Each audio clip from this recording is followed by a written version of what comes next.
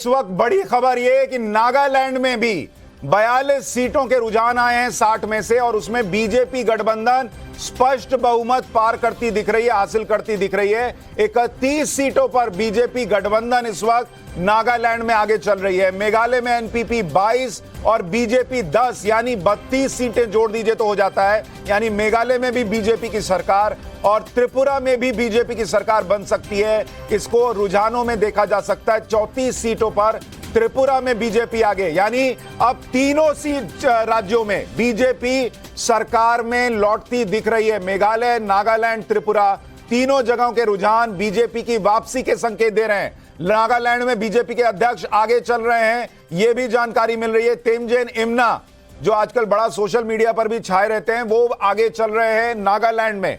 अब लोकेश भाई अपनी बात पूरी कीजिए। और मैं ये कह रहा हूं, देखिए थोड़ी देर के लिए मान लेते हैं बीजेपी ने एकदम घटिया सरकार चलाई, बीजेपी ने लोगों को प्रताड़ित किया, बीजेपी ने लोगों को मारा, सब कुछ कर दिया, लेकिन उनकी सीटें कैसे आई, ये मुझे सिर्फ इतना समझाइए। मैं बताता हूं आपको। हाँ। देखिए, अगर हम त्रिपुरा की बात करते हैं तो उसमें जो प्रद्योत देव वर्मा जी है, ये पहले कांग्रेस में थे, लेकिन फिर बाद में जो है कूटनीति के तहत केंद्र के दबाव कह लो या फिर जो भी हो, उन्होंने अपना दल बदला, एक रीजनल पॉलिटिकल पार्टी बनी त्रिपुरा मोथा पार्टी, जिसके तहत जो एक यूनाइटेड फ्रंट बीजेपी के अगेंस्ट आना चाहिए था वो आ नहीं पाया, और इसका बहुत बड़ा इम्पैक्ट जो है त्रिपुरा के इलेक्शंस पर पड़ा है।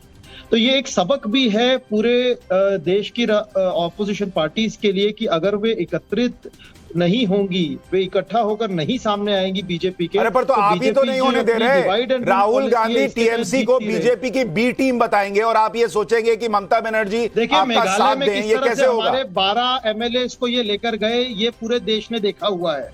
तो टीएमसी को इस पर जो है कोई मेडल लेने की जरूरत नहीं है। जो 12 एमएलए टीएमसी कांग्रेस से लेकर गई और जिसके तहत ये ऑपोजिशन पार्टी बनी, वो एक तरह से देखा जाए तो एक एथिकल कंडक्ट नहीं था। पर ये एथिकल है कि आप जिस राज्य में लेफ्ट को गाली देते रहे हो उसके साथ मिलकर चुनाव लड़े, ये एथिकल हो जाता है। आप लेफ्ट को जो है वो कहें देश को बर्बाद कर रहा है और बंगाल में मिलकर लड़े, और केरल में जो है लेफ्ट के खिलाफ खड़े हो, ये एथिकल है। देखिए, चाणक्य ने कहा है, वाह लोकेश भाई, अरे वाह, आप करें तो चाणक्य नीति, दूसरा करे तो कैरेक्टर ढीला। तो वो चाणक्य ने नहीं, जॉर्ज सोरेस ने कहा है। बादल भाई, कांग्रेस करे लेफ्ट के साथ जाए, लेफ्ट को केरल में उसके खिलाफ खड़ी हो और बंगाल में और त्रिपुरा में लेफ्ट के साथ लड़े, तो ये चाणक्य नीति है। लेकिन आप विधायक तोड़ ले तो ये कैरेक्टर ढीला है। देखिए, लेफ्ट ने पूरे हर राज्य में कह रहा है 370 वो लोग नहीं मान रहा है, लेकिन आप कश्मीर में जाइए, कश्मीर में लेफ्ट 370 मान रहा है। कश्मीर 370 मान रहा है, जो लागू किया कश्मीर में गवर्नर का रूल्स चल रहा है, वो लेफ्ट वहां पर कश्मीर में मान रहा है। लेकिन जब बिहार में आते हैं तो अब यहाँ पर आरजेडी दूसरा पॉलिटिकल पार्टी को मानते हैं। कांग्रेस का वही हाल है, वहां पर जोट है, यहाँ पर जोट नहीं है। जैसे आदित्य चौधरी हर दिन दिल्ली में भाजपा के खिलाफ कहते हैं और यहाँ पर आके ममता बनर्जी के खिलाफ, यहाँ पर भाजपा बंगाल में आदित्य चौधरी भाजपा के खिलाफ एक भी शब्द नहीं कहते, यहाँ पर ममता बनर्जी के खिलाफ कहते। ये तो कांग्रेस का जो लोकसभा का विरोधी लीडर है, उसका भाषण तो आप लोग सब जानते हैं। लेकिन ऐसा करने से लोगों के सामने देश आगे बढ़ रहा है।